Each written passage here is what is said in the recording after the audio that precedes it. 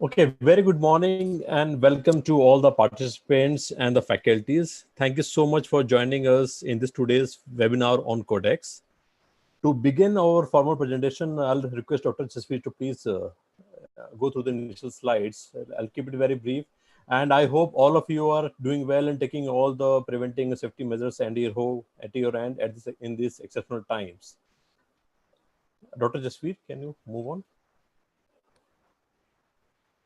So I'll just briefly give you about FICCI. I mean, we're India's apex and largest organization established in 1927. We provide a platform for conscious building within and across sectors, and the first part of the call for Indian industry, making policy paper, and the international business community. We also serve as a member of Indian private, public sector, multinational companies, drawing strength from diverse regional chambers. We also have a connect with all international counterparts. We have MOUs with more than 400 chambers across the globe. And next slide, Dr. Jasvir.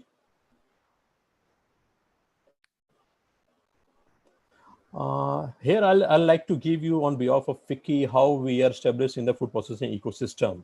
As you rightly see up in the above, we have FICCI Food Processing Committee, which is led by the food industry captains from the entire Indian food industry. We have a CIFTI, which is the Confederation of Indian Food Trade and Industry, a very specific dedicated food regulatory wing through which we take up all the regulatory issues and our association engagement with the Food Safety Standard Authority of India. We also have a FICCI FRAC lab, which is very well established along with 25 years back in Dwarka.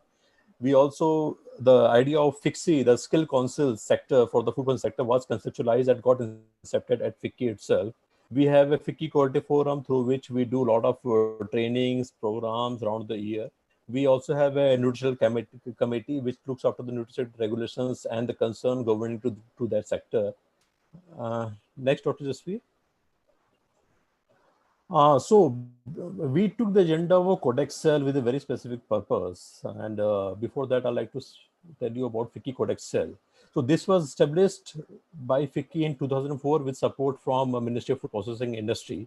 And having said that, since then, we've been working very closely both with the government and the industry and driving the agenda of Codex nationally and internationally as well. So there are a lot. We create a platform for the industry to meet, share, discuss, and get engaged in Codex activity. And we very, very closely work with the NCCP, which is established at FSCI. Our FICCI Codex Cell is being led by Dr. Jasvir Singh, and who is our also faculty today. He is from the Dupont Nutrition and Biosciences. And the Codex Cell is being co-chaired by Aarti Gupta, who heads the regulatory affairs at Abbott Nutrition. So we all know the importance of the Codex in facilitating the trade across the country. Recognizing the importance of the Codex in the foods domain, we are organizing this virtual lecture in the interest of academia. This lecture will provide a platform where experts will share the knowledge about Codex with the participant and will also address any queries towards the end.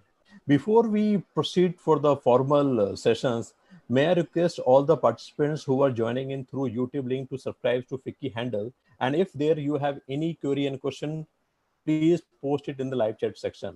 And for all the participants who are joining through the Zoom, request you to please keep your audio muted. And if you have any questions, please raise it in the chat box to take it forward.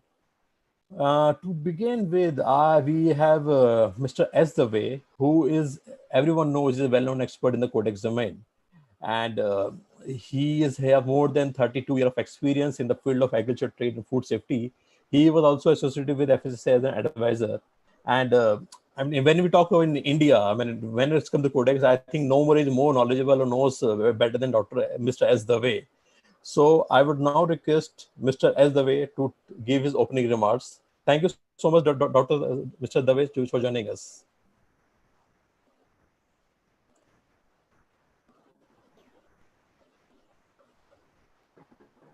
Thank you, Abhinav, for your kind words. You can hear me? We can hear you, sir. Okay. No, certainly not. I'm not an expert on Codex. I've just looked after Codex for about 20 years, as far as India is concerned, and of course at the global level. But we must remember that we're always a student of Codex. Ladies and gentlemen, The birth of Codex is from the FAO and WHO, and of course, Codex was set up much before WTO came into being. But if you have seen the SPS agreement, it says that countries are expected to align their standards with the international standards. And Codex has been recognized in the SPS agreement, in the SPS agreement as a reference point. So therefore, if there is any dispute at the global level, Codex standards are taken as the reference point. And many countries who have engaged in disputes have settled their disputes based on Codex standards. And therefore, it is extremely important for countries to align their regulations with the Codex standards. I don't think I should take much more time because we already have an expert, Dr. Jasvir Singh. He is the chair of the FICCI Codex Cell and is also a very senior person in Dupont Nutrition and Biosciences. I know him for, I don't know, maybe about 15, 20 years now. And he is a regular participant in Codex discussions. He contributes very effectively for India and at the global level. And therefore, I think he is the most appropriate person to speak to us and tell us what Codex Alimentarius is all about. And I'm sure I'm going to learn many new things today. Jasvir, can I hand over the floor to you, please? Sir, I will come in for a minute. Thank you so much, Mr. Dave, for your brief and kind words. And just for the knowledge of all the participants, I must inform everyone that Mr. Dave were also the chair for the CAC for a couple of years. So I mean, your knowledge, sir, we all know. I mean, it's no one going to challenge it. We know you are the father of Codex in the country. So so before we proceed to Dr. Jasvir, I would like to give a brief introduction about him. He obtained his master's degree in microbiology from Guru Nanak Dev University, Amritsar, followed by a doctorate from Biochemical Engineering Research and Process Development Center, Institute of Microbial Technology in Chandigarh. His area of research was enzyme fermentation and industrial process development. He is presently working with Dupont Nutrition and Biosciences, South Asia, as a regulatory, scientific, and government affairs leader. Prior to this, he has worked in the areas of quality, food safety, and regulatory affairs with organizations like Mondelez, ITC, SGS, and also with FICCI Frac Lab and Jagajit Industries. He has also provided his expertise in laboratory quality management system to government of Vietnam as a technical expert for FAO. He is a member of various committee and task forces of both government as well as industry associations. His area of interest include regulatory and public policy frameworks in the area of science, technology, and public health. With this, I now request our faculty, Dr. Jasvir Singh, to kindly take it over. Thank you, Abhinav, and thank you, Dr. Dave, for your very kind words. Morning all the participants on Zoom as well as on YouTube. So we will be having a very brief overview over this whole framework, which is called as Codex today. And it's a very, very basic framework that we will be looking at in this session. And maybe depending on the needs of people later on, we can have some specialized sessions on specific topics within Codex. So if we look at what we will be really talking about in today's session, it'll be around an introduction to Codex, the structure of Codex, what are the significant achievements or milestones which have happened in the Codex activities so far, which we also represent as the scorecard, what are the various committees, how does Codex takes care of science or uses science in its working, what's the importance of Codex in trade, framework or standard development process works, and a large number of you who are from academia today, how can they participate and contribute towards Codex work in India?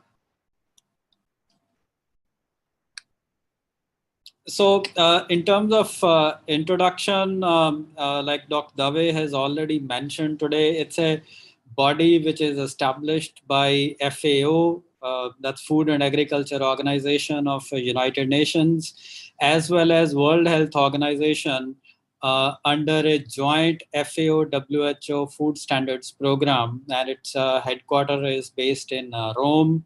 The whole work started in 1963, and today there are 188 countries who are members of Codex and one member organization, which is European Union. And along with these member countries, there are also 236 observer organizations, which are international, government, as well as non-governmental organizations which have observer status. So all these members as well as observers, they participate, provide input, and discuss various developments on the food standards which Codex takes up. So if we look at the basic concept of Codex, so it's a Codex. It can be interpreted as a food code. That means it's a collection of standards, guidelines, codes of practice, which have been developed and adopted by Codex Alimentarius Commission. So if you look at the whole purpose or the objectives for which Codex was set up, there are two-pronged objectives. One is to ensure that there is consumer health protection, and the second objective is that there are fair practices in food trade. So if we look at these two objectives, it's really the consumer who is at the center stage of what Codex does and why Codex does what it does. In terms of scope, all the foods, whether they are processed, they are semi-processed or raw, which are for the purpose of distribution, consumption by the consumers, or even the materials which are actually meant for further processing into foods, they all form part of the scope for the Codex work. And the nature of those foods, I mean, the nature of work also has to ensure that there is safe and wholesome food, which is free from adulteration, which is correctly labeled and presented, and which is also not a substitute and Codex actually does not act as a substitute or as an alternative to national legislations. So national legislations have their own place, and Codex framework has its own place, while one takes reference from the other.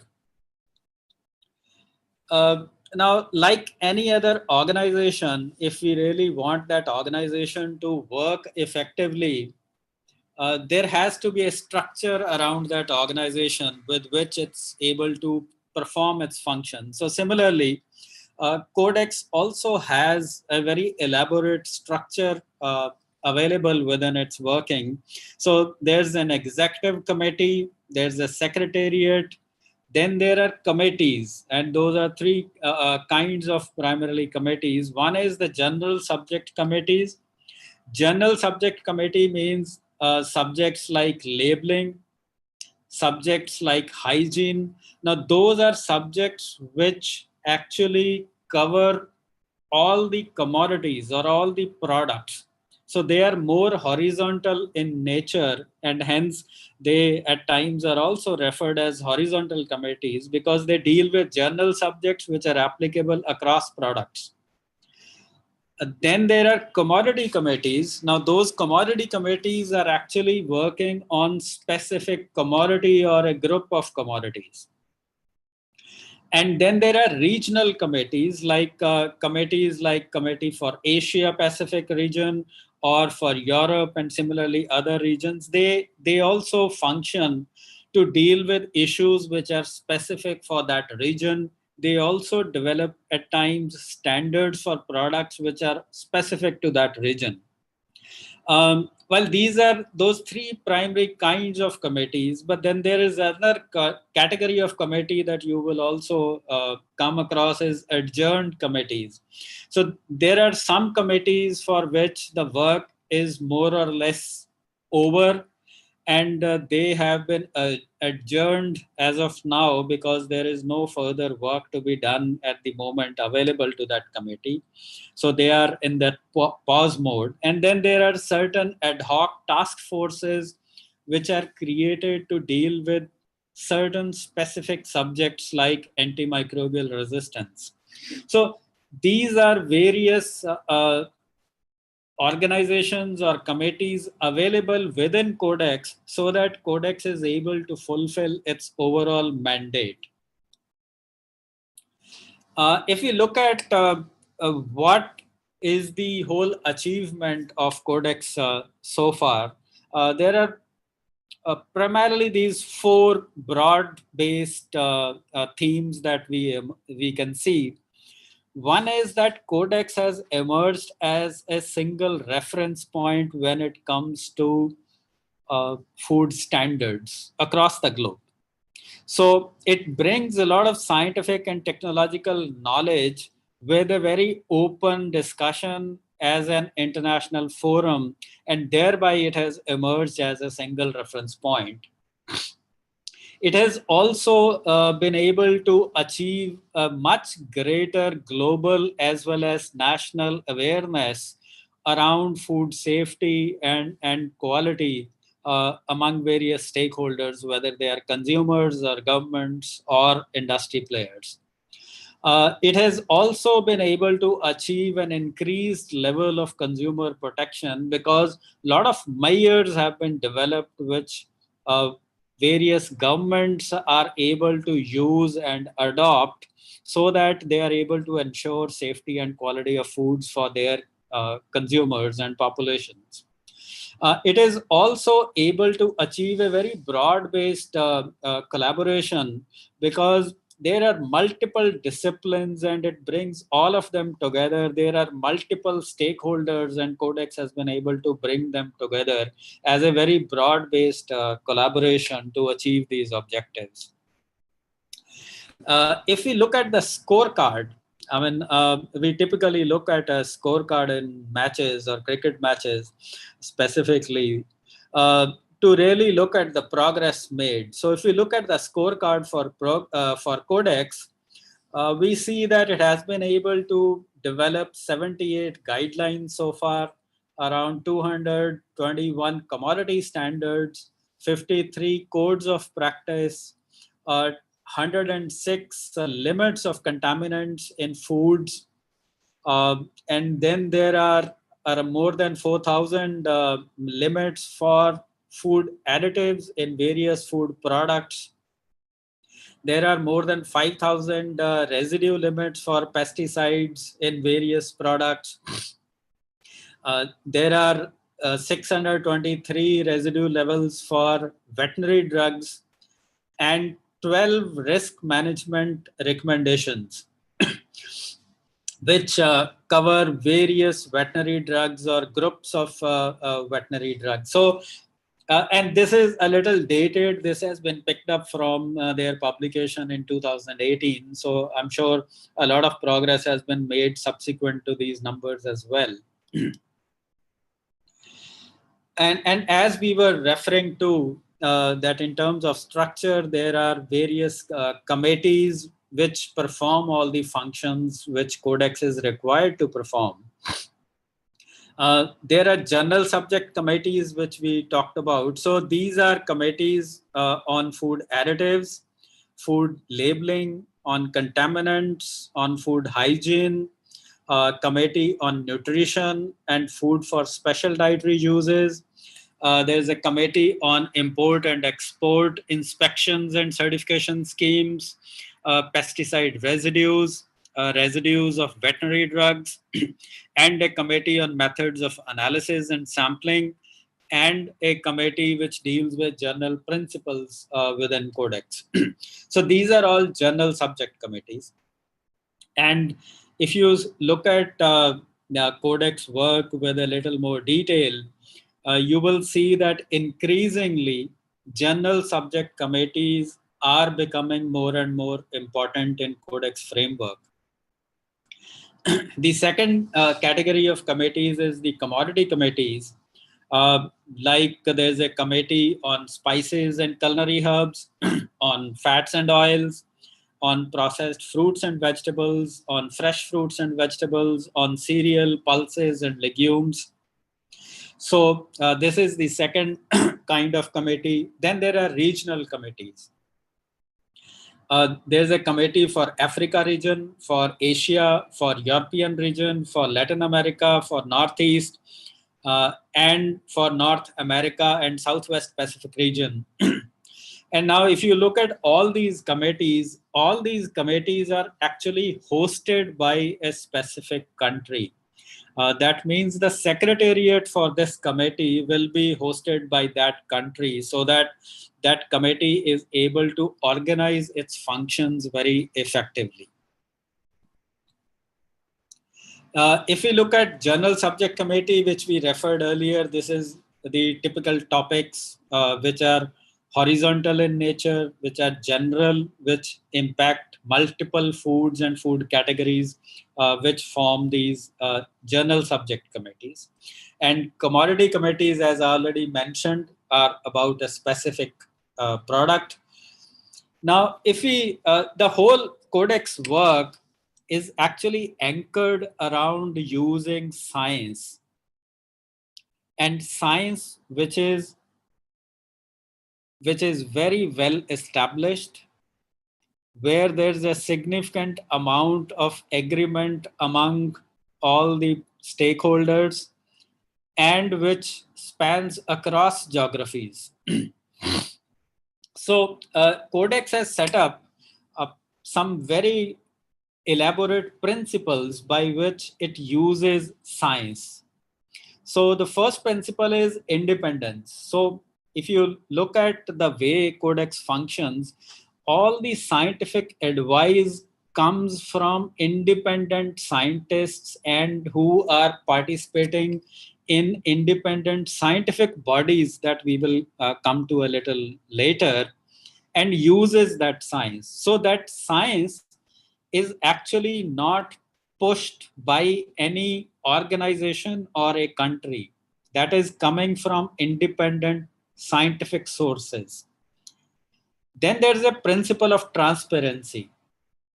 So transparency means all the data which is used by Codex, all the assumptions which are made when that scientific data is used and conclusions drawn, and the whole process is out there in public domain and is open for comments to every stakeholder.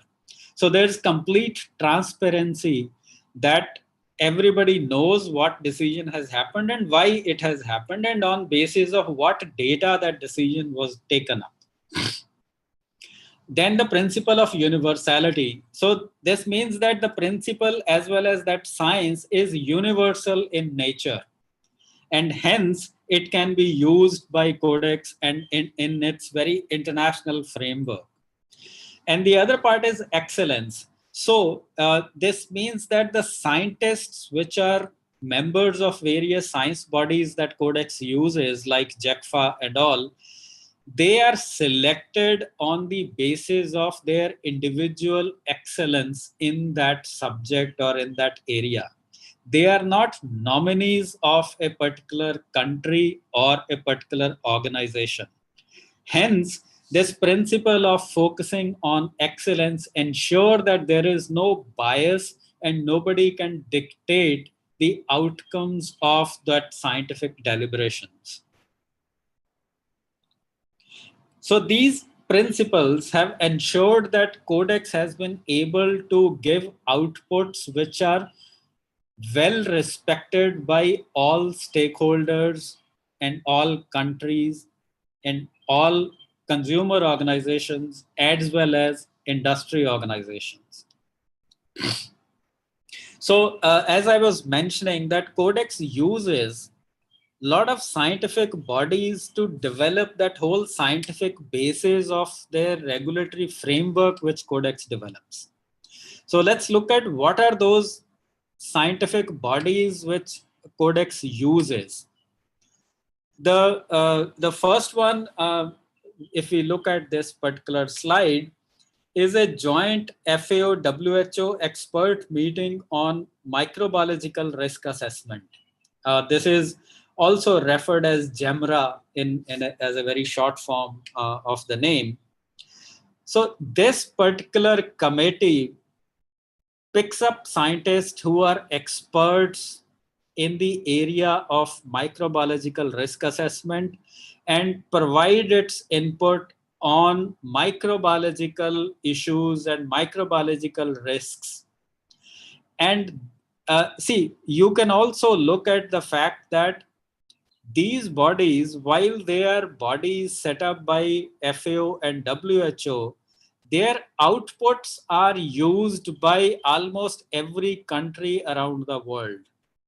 And that's a significant testament to the fact that they have been able to deliver a very independent and scientifically robust outcome so far. So like GEMRA, we have a very new body which has been set up to deal with this area of nutrition, which is called as GEMNU. So this particular group will provide its input around safety, efficacy of various nutrients, as well as other topics in this area of nutrition.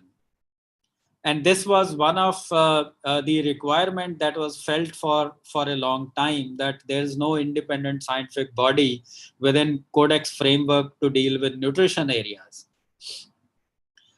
The third body which is used by Codex is around the area of pesticides or pesticide residues in particular. So this particular committee deals with this area of safety assessment of pesticides, as well as the residue levels and framework required around managing those residue levels. And short form, this is called as JMPR, Joint FAO-WHO Meeting on Pesticide Residues.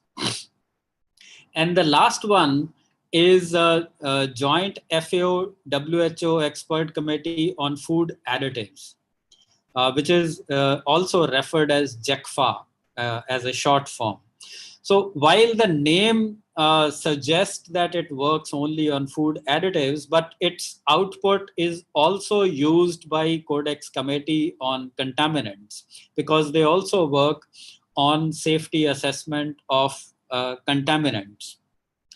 And this is again one of the major reference points across the globe when it comes to dealing with food safety of food additives which are used in various products.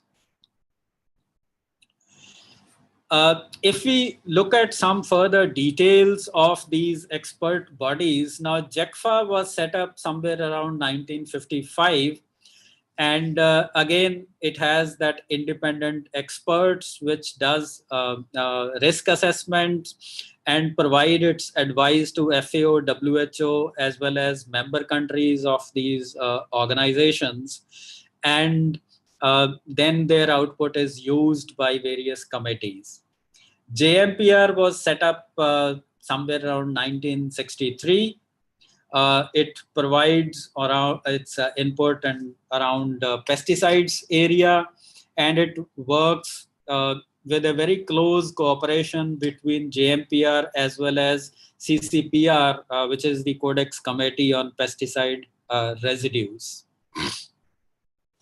Then there's microbiological risk assessment, which started in year 2000, and GEMNU, which is around nutrition, which has started in 2010. So one of the major objectives, as we all understand, for Codex is actually trade facilitation. So a lot of Codex outputs, whether they are standards, whether they are codes of practices, or their maximum levels for either contaminants or additives or pesticides, that whole framework has a very important role in ensuring that the international trade gets facilitated and there are no unscientific or unjustified barriers to trade which are implemented by the member countries of World Trade Organization. And how does it actually ensure that trade gets facilitated? Now, one is that Codex standards, they are considered as scientifically justified standards across the globe, and they are considered as a benchmark for evaluating national regulations when you have to question some country's regulation, whether that is a justified, scientifically justified regulation or not. You always have to refer to Codex and benchmark against that. And how does Codex get that authority or that position that it acts as a benchmark is through these two very important trade agreements, which are sanitary and phytosanitary measures, which are also called as SPS measures, as well as agreement on technical barriers to trade, which is TBT, the technical barriers to trade. So SPS and TBT, these are two very commonly used terms within this international trade. And these two agreements, which are part of WTO, they refer to Codex as the reference point in case there is a dispute between any country or any group of countries. So in such a case, when any country complains to WTO, WTO will evaluate the whole case using Codex standard as a benchmark standard. Hence, in the international trade, Codex has achieved a very important position, not only in terms of developing national standards, but also in terms of protecting our overall national trade interest in the international trade with other countries. So apart from these two major trade agreements, there's a whole range of other agreements which also make reference to the Codex standards, and a whole range is given at the bottom of this particular slide.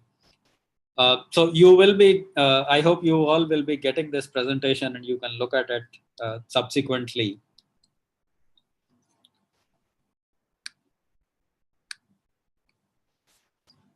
Now, let's look at how Codex work, or what is the process which Codex follows in carrying out its whole work so that its mandate of ensuring consumer protection as well as fair trade is realized. So if and we can bucket these processes in these four zones. The first one is the very initial getting started level, which happens at committee level. So individual committee, whether that's say a committee on food additive or a particular committee on a particular commodity, there's an initial proposal which is submitted either by a member country or by an observer organization in the discussions in that particular committee. And if that committee agrees, then a discussion paper is developed so that there is a formal structure to that proposal. This discussion paper will typically give you details of why that particular topic is important, why Codex needs to work on it, and what is the harm to various countries if we don't work on it, and what will be the scope of work that this particular committee will take, what are those terms of reference for that work, what will be the timelines, what will be the data points which will be required. All that information is put together in the form of a discussion paper. And that discussion paper formally gets into a project proposal. And at that stage, it gets into the second phase or the second zone, which is the critical review zone, which is mainly handled by the executive committee of Codex. And that executive committee evaluates that proposal against an already set up and defined criteria as well as priorities within Codex. So Codex has already set up what will be the criteria to evaluate any project proposal which it will come to it. And that project proposal has to satisfy all those criteria before executive committee agrees to proceed ahead with that work. And basis that evaluation, that project proposal may actually go ahead, or it may get revised and come back again for a review. And once that review sets up a satisfactory outcome, then the executive committee forwards that project proposal for further elaboration work, which happens either in committees or task forces. And that's the third phase of elaboration work which happens. And this is the phase in which the whole consultation among various stakeholders, whether they are governments, they are NGOs, or they are observer organizations, there are industry organizations, all of them provide their input, suggestions, changes. And that discussion happens in this phase within that committee or task force. And this phase actually goes on in parallel to a phase where approvals and adoptions or reviews also happen at commission levels. So once a particular project gets to a certain stage within a committee, it goes to the commission for a midterm review, or for an endorsement once the work has been completed, or as a final standard once the that work is completed. So this is the whole framework or the process which Codex has adopted, and it has developed over all these years to take on the work. So we, at this stage, I think it's important to know that all this process which has to be followed, as well as the subsequent details around the steps which are part of this process, the criteria which will be used, the priorities which are there, or terms of references which are there for various committees, whether they are journal committees or vertical committees, all that is already agreed and specified in the form of a manual, which is called as Procedural Manual of Codex. It's a manual available on internet. So any one of you can go to that Codex website. All the work which is happening in Codex, all the latest procedural manuals, all discussions which have happened in last meeting or earlier meetings dating back to decades early, all that detail is available for you for your reference, as well as to understand what is happening. And it also gives you that opportunity to provide inputs. Now, next comes the process of standards development, which is something which is of a direct concern and relevance to stakeholders, whether they are governments or whether they are industry, because all of them have to develop, implement, and ensure adherence to those standards. So Codex has developed an 8-step elaboration procedure. So there are 8 steps which are taken before a standard is finalized by Codex. Now, this was a pretty long procedure because Codex works on the principle of a consensus building. So the work does not move forward till every member country and the observer organizations, all of them do not reach a consensus. So it is under very rare and exceptional circumstances that a voting happens. Otherwise, in 99.999% cases, it is the consensus which forms the cornerstone of standard development in Codex. So when you work with consensus as the cornerstone, typically things get delayed because people have their preferences, their concerns, as well as trade interests, because of which somebody wants a change at this place, somebody wants a change at another place, and all that takes time. And over years, there was a sense that this long process is actually hampering the progress of Codex, because at times countries need to have a final standard at a very fast pace. So an alternative process has been developed, which is called as accelerated processes, or is also referred as a 5x8 step process.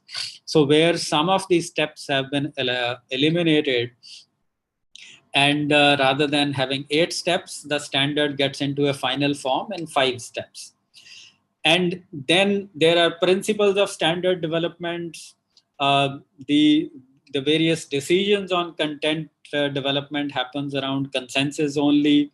Special concern is there around needs of developing countries, because developing countries face some very particular or peculiar challenges. See, the standards are developed on the basis of data, the scientific data, the ground level real-time data.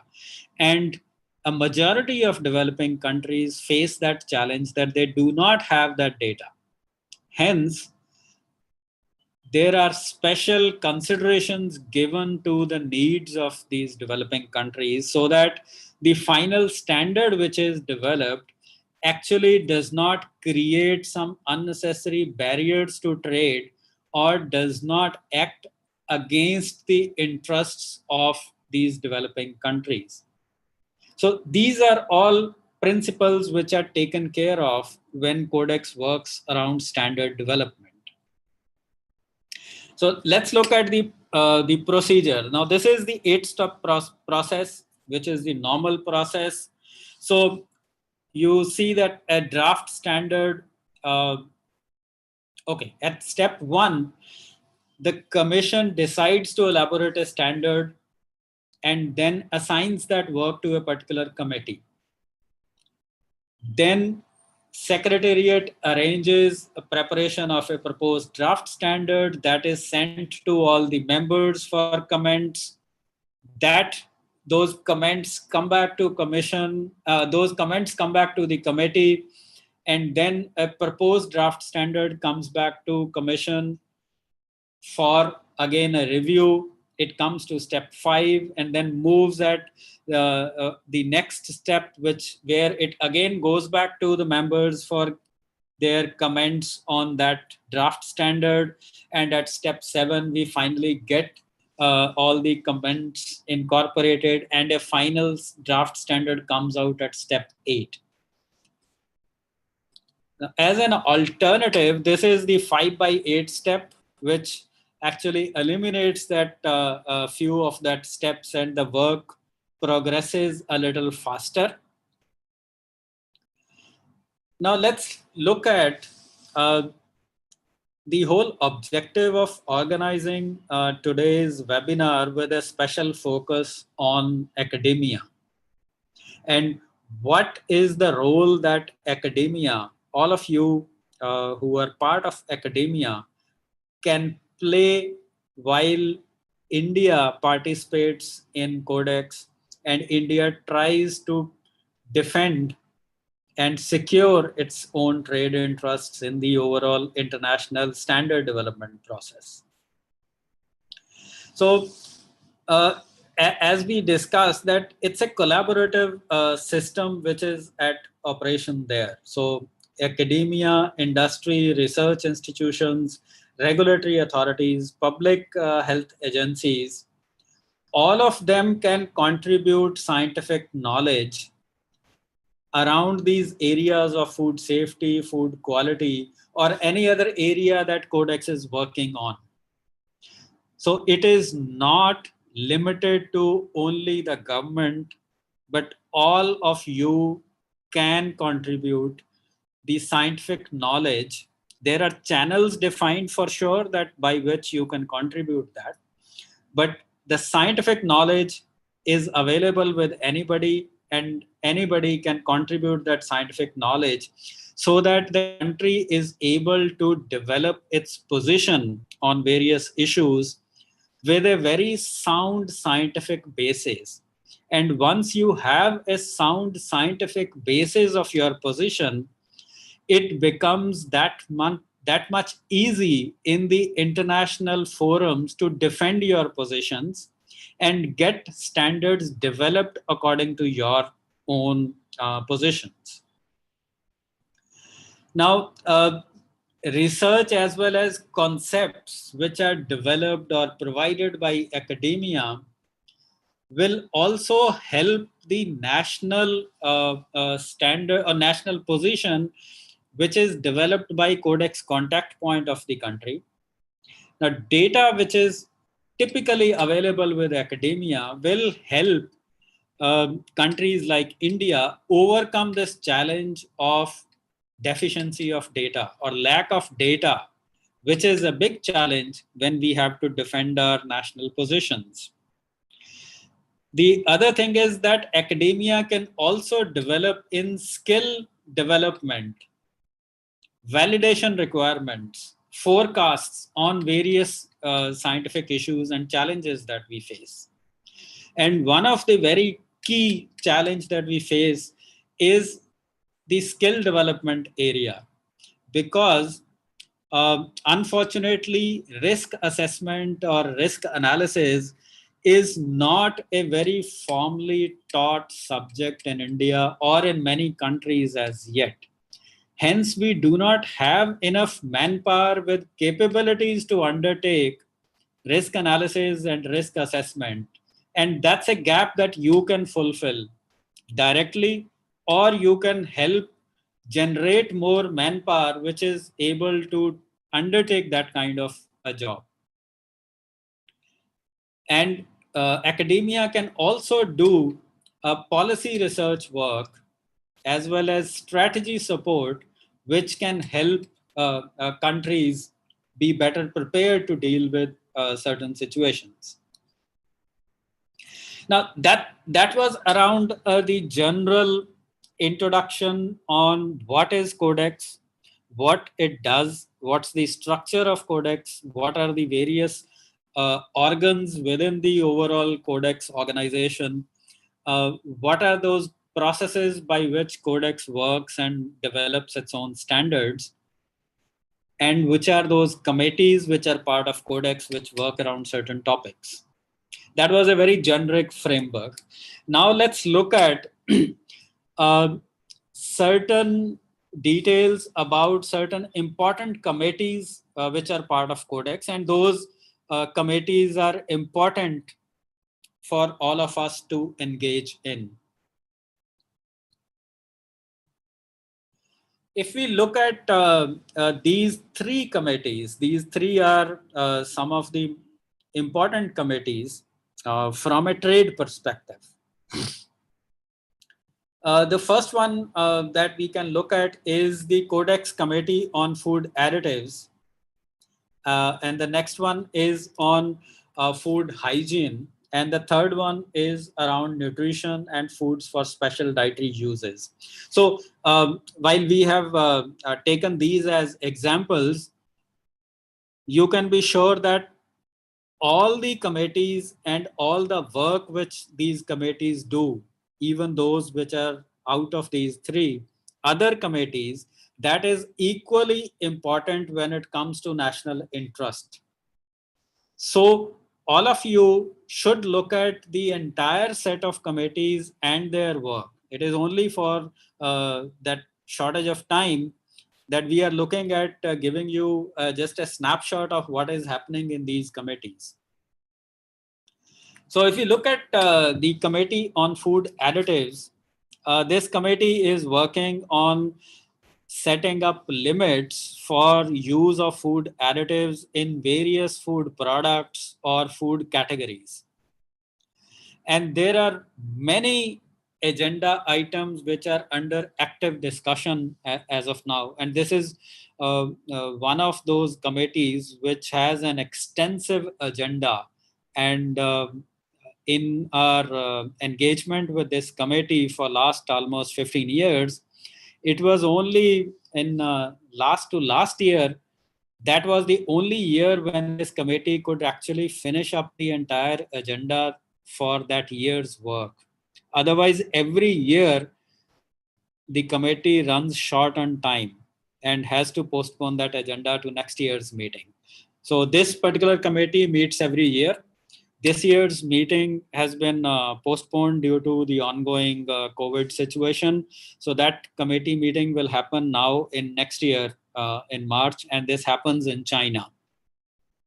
So if you look at the important agenda items which are under discussion in this, there are various additives which have been suggested to be included in various particular commodities like food, fats and oils, like infant foods, like fruits and vegetables, etc. So all of them will be discussed whether those limits are the right limits or not. And if they are not, then what is the right limit? And then this particular committee will fix that limit for that particular commodity. So that's the large chunk of this work. Then there are other procedural work which is happening in this committee. One is that in Codex, there are general standards like this general standard on food additives, and there are commodity standard, like say there's a standard for infant food. Now, there are additive limits which are given in standard of infant food. And in parallel, there are standards of additives which can be used in infant food in this general standard of food additives. So this food additive limits are available at two different places. And at times, there is a conflict between these two, or the interpretation is not consistent. So this committee has taken up this work, which is a pretty large chunk of work, that we will align the limits which are defined in multiple standards for the same product or product category. Third important work which is happening is around setting limits for food colors as well as sweeteners. And that has been a very contentious agenda for almost a decade in this committee with a lack of consensus. So not much of a progress has happened in last 10 years. But now in last committee meeting, there seems to be a significant consensus on how to deal with this area. This will now move forward with this committee defining levels of permitted food colors as well as sweeteners in various products. So these are largely the kind of major work items which are happening in this particular committee. In food hygiene, again, a lot of work is happening on developing codes of practices so that certain objectives can be realized, like how do you implement HACCP in various supply chain points. Similarly, allergen management framework is also part of this particular committee. So all that work is being handled by this committee on food hygiene. The third committee, which works on the agenda of nutrition or foods for special dietary uses, is developing standards for various products, which are these nutrition products or products meant for infants or products which are meant for certain vulnerable groups of populations. This particular committee is also looking at setting up the safety limits of nutrients through the outcome of GEMNU, which will come up.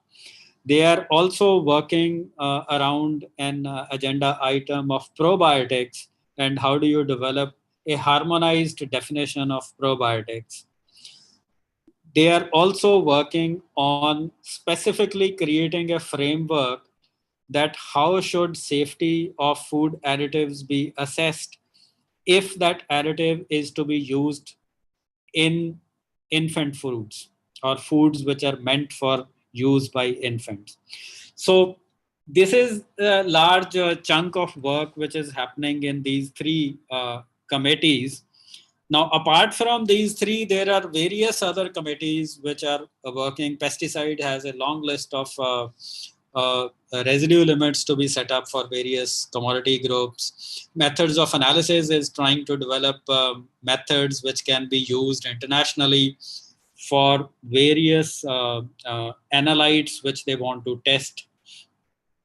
Similarly, Contaminants Committee is working on setting up maximum levels of particular contaminant in various commodities. And all these are important because if that particular committee sets up a limit, say, for example, a contaminant limit in a commodity that is actually produced in large quantities by India and is being exported by India, very stringent limit on that, which is unreasonably stringent, will actually hamper India's ability to export that to other countries, because other countries will demand compliance to the Codex standard. And if that limit is unreasonable, India will not be able to export its product to other countries. So that's the kind of impact any wrong standard or any unreasonable standard can have on your national trade.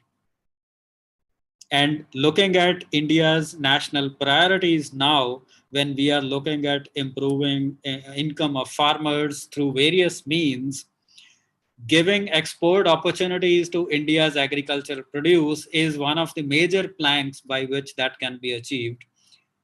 And that will get significantly impacted if unscientific, unreasonable standards are enforced by Codex or other countries.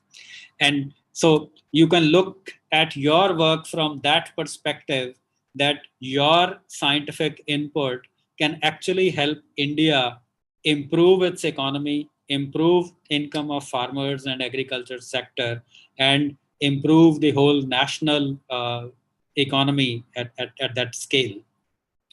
So that's it that I had in my mind to give you an overview of Codex, its importance, and how does it function.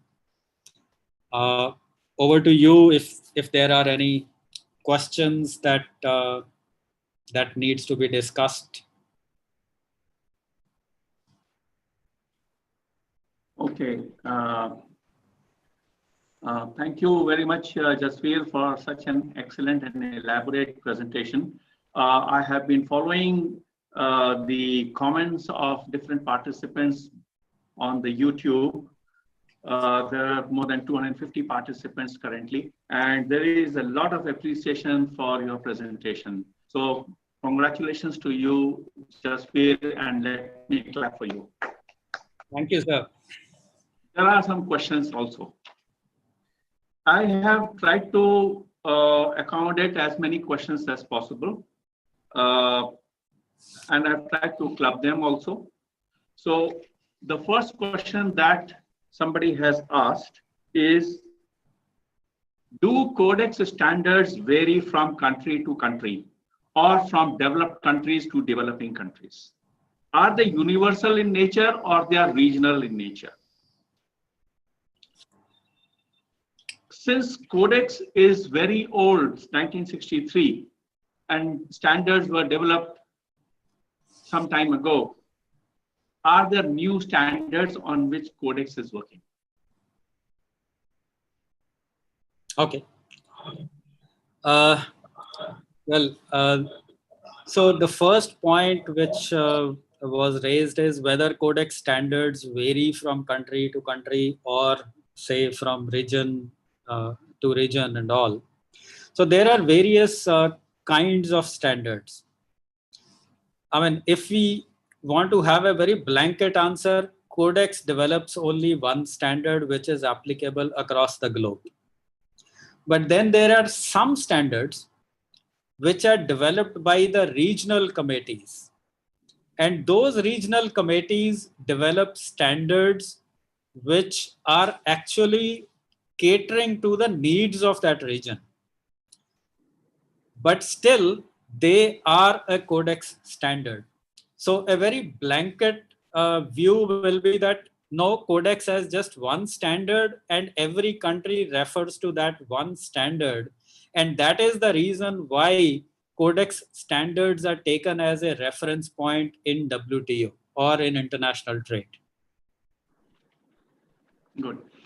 The second question is a very short question. Why codex is not harmonized across all countries? Okay, now that's a very important question which is continuously debated in these forums. Now, see, codex by its nature is a voluntary standard.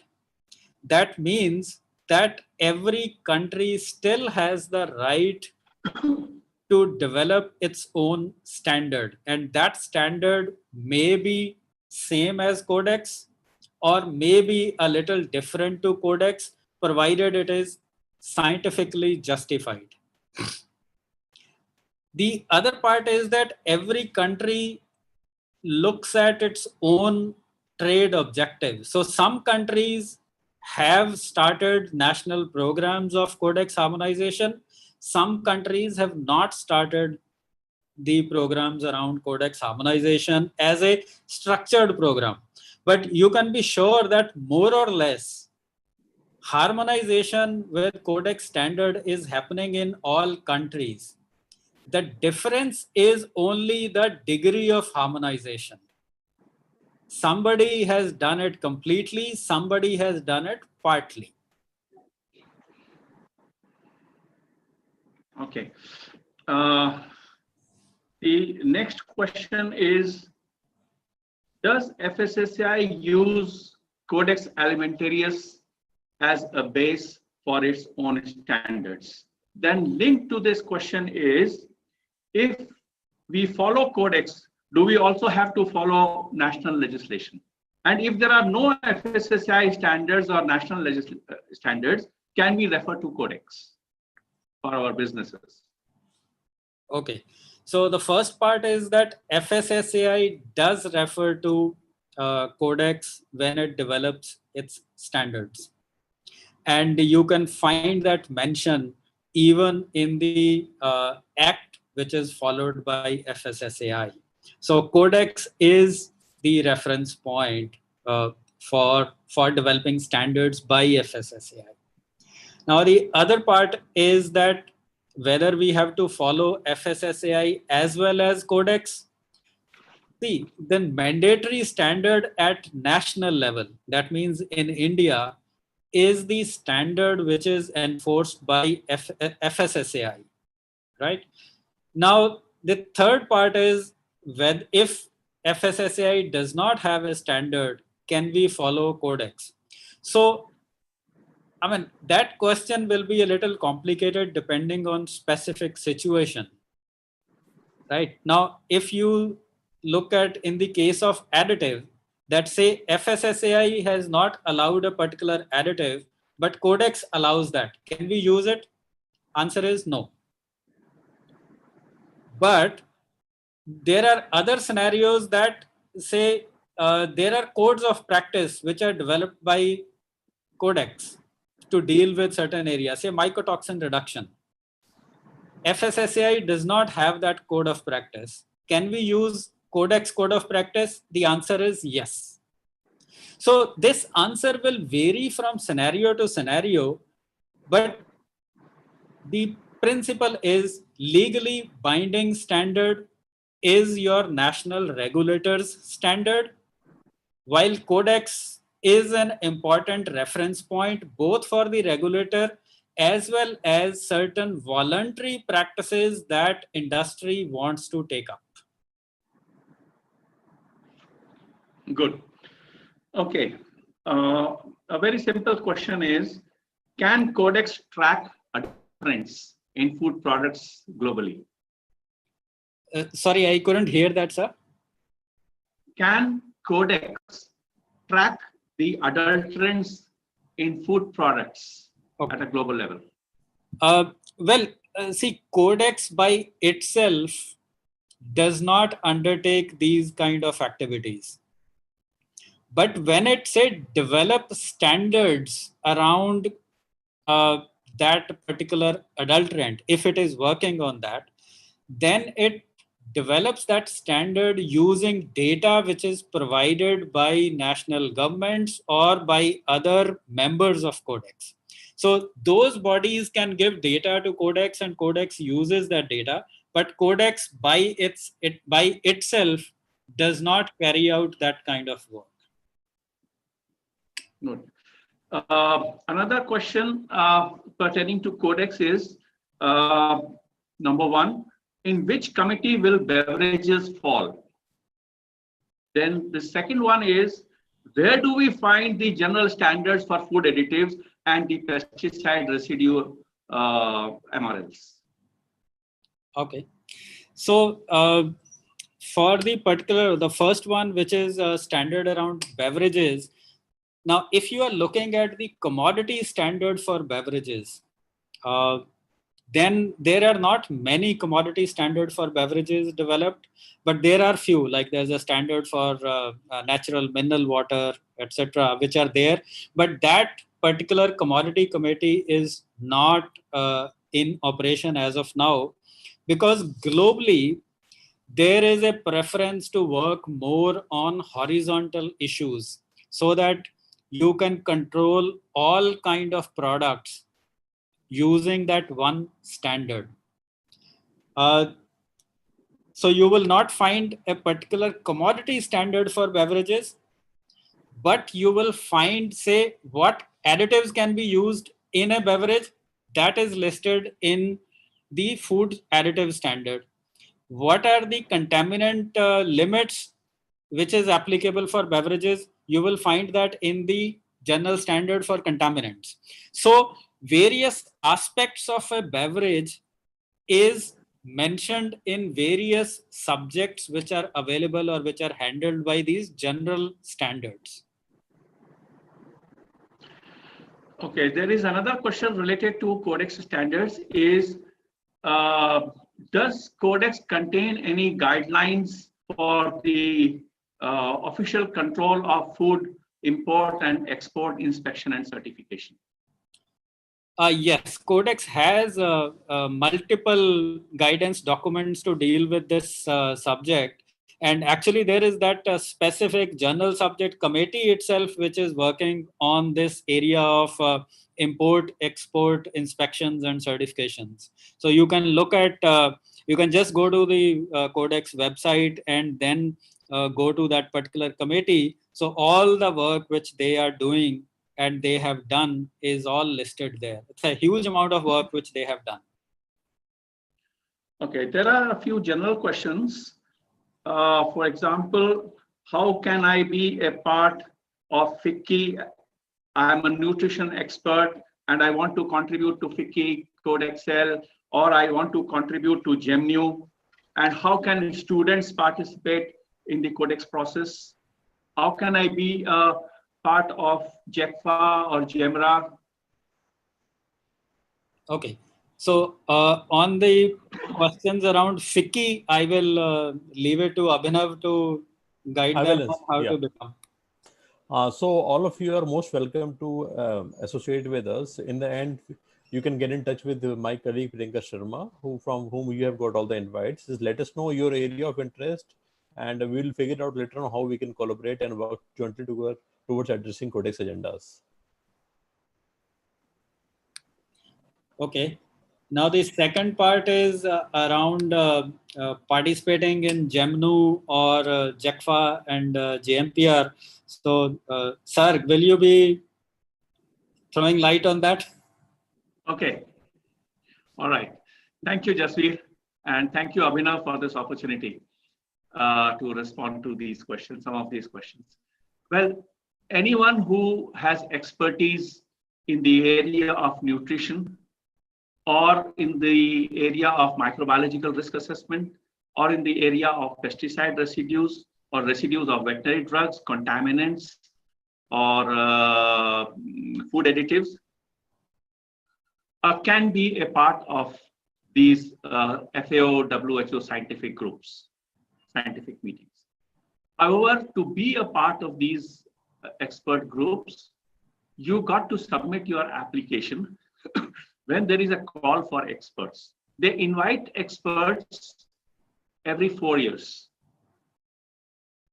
And you submit your request, explain what is your qualification, what is your expertise in that particular area, what is your experience. Does your experience lie in toxicological evaluation or is it on chemical evaluation?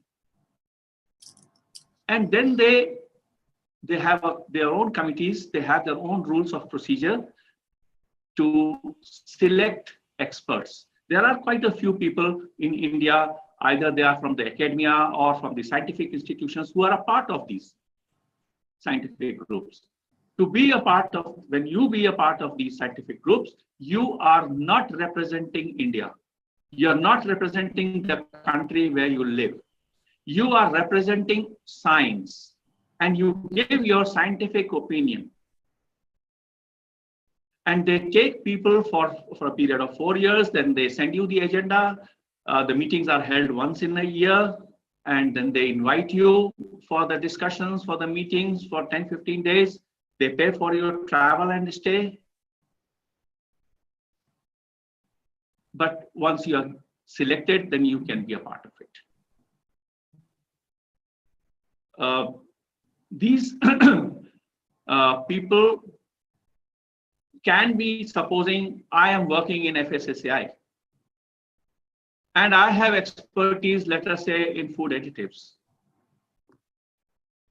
I can be selected as a member of JECFA. But when I go to the JECFA meeting, I change my hat from FSSAI to a JECFA expert. I do not present the views of FSSAI. I do not present the views of the FICCI Codex Cell. I do not present the interests in the industry. I only participate on scientific lines. Yes, the answer is yes, you can be a part of these scientific groups. The students, there was a question that how can students participate, get into Codex work? Well, students, the teachers, the professors can create small teams of students within their colleges or universities. For example, you can have a group of 4 students working on food hygiene, a group of 4 students working on food additives, a group of 4 students working on some other committee. Look up the agenda. Agenda comes on the website. Look up the agenda. Identify what are the subjects of your interest, where you can contribute. Prepare your comments. There is always a system. There is a procedure how to make comments, how to present your views. And all your views should be sent to the National Codex Contact Point, which is an FSSAI. It can also come through the FICCI Codex Cell. And then FSSAI takes a decision. Now, if the comments which come from the students or from the colleges or from the professors are very meaningful and useful, FSSAI will invite you for a discussion, or FICCI Codex Cell will invite you for a discussion. And then you can be a part of the Codex process. And if you continue to contribute effectively over time, you have the opportunity to travel to a Codex meeting. Thanks, Dr. Jasvir. The questions which were raised by different people, there were some other questions also, but perhaps there is paucity of time, and I think we can go ahead. If there are 1 or 2 more questions, we can go ahead with that. So there is a question. Okay. There is a question on Zoom. Okay, very good. What are the role of shadow committees? Yes, that's what I was about to ask. What is the role? This is a question from Dr. Shalini Sehgal. Yes. What is the role of shadow committees? Jasvir, over to you. You are the boss today. Okay. Well, see, in the national codex contact point, I mean, every country has a national codex contact point, which acts as a representative of that country for the codex work. Now, India has its national codex contact point within FSSAI. And what they have done is that if you have a codex committee, say a codex committee on food additive, now to deal with that committee's work, they have created a shadow committee.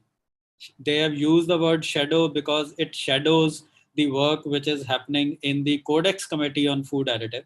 So there's a shadow committee which works on the food additives committee, and they take care of all the work which will happen in that committee's zone.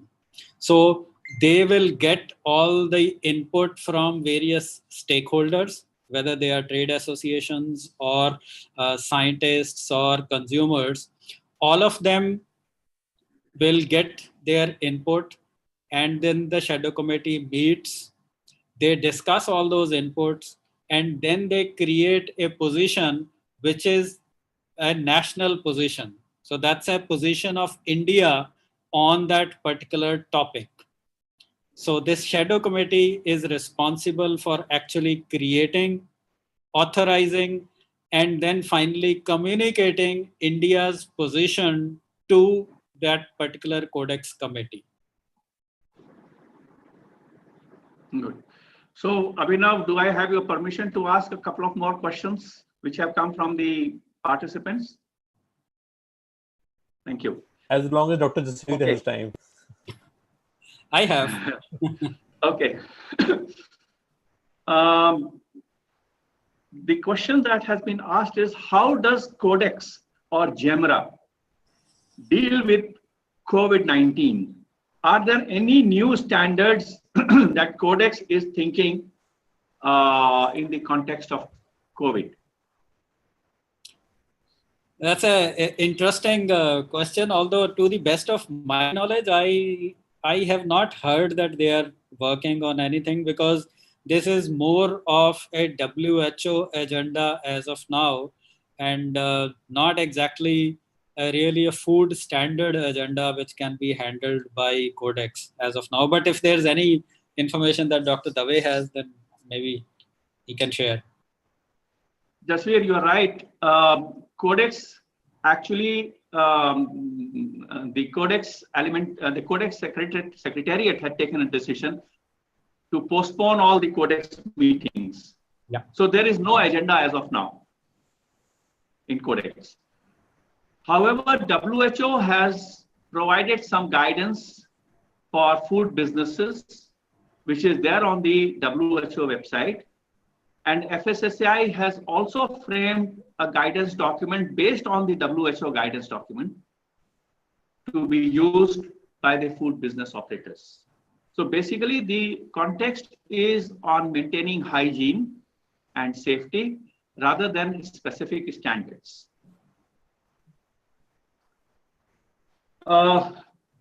Another question is, what is the linkage of SPS and TBT notifications on the FSSAI website with the Codex? And there is a desire to explain SPS and TBT in detail. I think to explain SPS and TBT in detail, you need a separate presentation, but perhaps the first part of the question can be answered. So for SPS and TBT notifications, typically they come to Ministry of Commerce and then to BIS, where inputs are collected and they are responded to. So those notifications really do not have a linkage to Codex, but you can access them through BIS. Good. A very interesting question has just cropped up on the YouTube, and I will read it out, Jasvir. If trade dispute happens between two countries because of additional contaminants testing requirements other than fulfilling the Codex requirements, can the exporting country put a challenge on the basis of Codex? Well, the answer is yes, but be mindful that these challenges are very, very resource intensive. So if you challenge somebody's framework, then we need to have all the justifications and data to defend why we believe it's unjustified. But principally, yes, you can challenge. Can I compliment Jasvir to what you just said? See, let us try to understand. Every country has a right to have its own level of protection. While countries are encouraged to align with Codex, since Codex are voluntary standards, you look at Codex and try to align with them. However, if any country or a group of countries has a higher level of protection, by all means, they can have stricter standards or adopt standards or notify regulations for contaminants which are not there in Codex. But there has to be a science-based decision. They need to have data. They need to conduct a complete scientific risk assessment, which Jasvir mentioned in his presentation that we are still not doing it in India very effectively. And then whenever a country adopts such standards, which may not be in Codex, they have to notify to the WTO. And it is for the members of WTO to respond to those notifications with questions. If you do not respond, if you do not raise objections at that stage within a period of 60 days, by all means, the importing country can lay down that regulation and you will not be in a position to challenge at that stage. Having given you the opportunity of 60 days time to respond to their draft legislation, draft notification. And mind it, whenever they lay down these regulations, it has to equally apply to the food business operators of their own country, both for imports as well as for the domestic market. So it's important for our food business operators, our businessmen, our food companies, FICCI, CII, FSSAI, EPIDA, Spices Board, Tea Board, Coffee Board, everyone to be alive and see the WTO website, the SPS committee website or the TBT committee website on a daily basis, at least twice a day, and see if there is a new notification from any country. How does it impact your business? How does it impact your exports? You've got to evaluate that whenever there is a draft notification and provide this input to the industry body. And the industry body will take it to Ministry of Commerce, and Ministry of Commerce will then raise it in the SPS committee. This is the process, and it has to be done within 60 days. If you miss the bus, you've missed the bus. We have to be very careful about what countries are legislating. Codex is guidance. Am I right, Jasvir? Yes, sir. Okay, thank you. Okay. One more question I will ask. Where do we access, there was a question, where do we access the standards related to used fats and oils? Are there any Codex standards, or is there any guidance from FSSAI? Where do we access this information? Well, in the Codex, I don't think, I have not heard of any standard around used oils in Codex, whereas FSSAI definitely has developed a guidance on used oils and certain parameters which have to be complied to. So that's available on FSSAI's website. Okay, there is another question. Abhinav, do we have another 5 minutes? Yes, sir. We will close in 5 minutes. We will close in 5 minutes. Excellent. Now, there is a question. Are there any control on nutritional claims for e-commerce players with respect to food products? Then, are there any Codex regulations? Codex doesn't have regulations. They have standards for nutraceuticals? And if so, where can we refer them? So there's two parts in the question. So the first part was around the claims on products sold through e-commerce. E-commerce. Now, there are, if you look at FSSAI, FSSAI has its own labeling as well as claims regulations. So you have to comply to that, whether you are an e-commerce player or whether you sell your product through a general trade channel.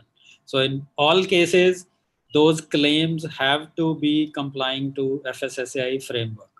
As far as Codex is concerned, Codex has a journal subject committee of food labeling.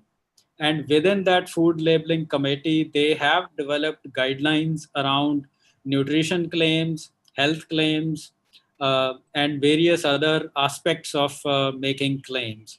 So those are also available. So in both FSSAI as well as in Codex, that is available. Now, which is the second part, sir? Are there any Codex regulations? Of course, you can ignore the word regulations. Are there any Codex standards for nutraceuticals? And if there are, how can we refer to them? Yeah, so all standards, whether they are for nutraceutical or any other such products or even a general subject, all standards of Codex are available on Codex website and they are free to download. All Codex publications are free to download on Codex website. So you can just go to codexalimentarius.org and just download those standards. Good. Just a suggestion for you, Abhinav. Yes, sir. Based on what I have been observing, the different kinds of questions that have come up in this webinar, which is an excellent webinar that you have organized, and congratulations to you for doing that. And there were more than almost 300 people watching the webinar. It looks like from the questions that there is a little more clarity required in the industry about Codex. What is the role of Codex? What are the different committees? Of course, Jasvir has explained that, but probably we might need to organize more such programs. Also about SPS and TBT, because you can't explain SPS and TBT as a part of one presentation. You need at least 1 hour for that itself. So either through a webinar process or when travel is possible, perhaps you might need to think of organizing such seminars or one-day programs in different regions of the country. Thank you so much, sir, for your kind suggestion. Today's webinar was just an overview in the beginning. We had planned to go down further on the Codex with more specific and detailed orientation for the participants, both from academia as well as from the industry specific. So we will probably in the next month, we will do 2 or 3 specific sessions only on Codex or SPS, TBT and all that. But we will do it, we will plan it, and we will circulate the information among all the participants for their participation. Very good, very good. Excellent. Excellent program today, Abhinav, and thanks, Jasvir, for your great presentation. My pleasure, sir. Give it over to you, Abhinav, back for closing. Yeah, thank you so much, Dr. Jasvir and Mr. Dave. It was really a pleasure to have both of you around. I must say that the session was very informative and thoughtful. It not only enhanced the knowledge of the participant, but also for the FICCI secretariat like me and my other colleagues was very, very useful. And I'd like to give the credit to Priyanka Sharma, my colleague who worked on this Codex, who lead the Codex work at FICCI, who did this presentation with guidance from Dr. Jasvir and mobilizing the participants. Once again, thanks for all the participants. I'm happy to share that we also had participants not from India, but also from the neighboring countries. And since we have seen a lot of academia and senior people from the colleges, professors, head of the departments also attending this webinar, so we shall be organizing more virtual webinars around food regulatory ecosystem going forward. FICCI is thankful to all of you for coming and joining this program. And but this is my request to all those senior faculty members from diverse academic institutions if you see there is some probability of would like to collaborate with FICCI or any joint initiative, we are most happy to work with you. In fact, we can take it separately. Just please write to us and we will take it forward. Once again, thanks to Dr. Dave, Mr. S. Dave, for facilitating the Q&A session. It was very insightful and very thankful, and it really helped us also in organizing this webinar. Thank you so much. Thank Dr. Jasvir once again for your all your presentations and information shared with us. We look forward to have continuous support from both of you going forward in our further series of webinars. Thank you so much, and thanks again all the participants. Thank you so much. Thank you.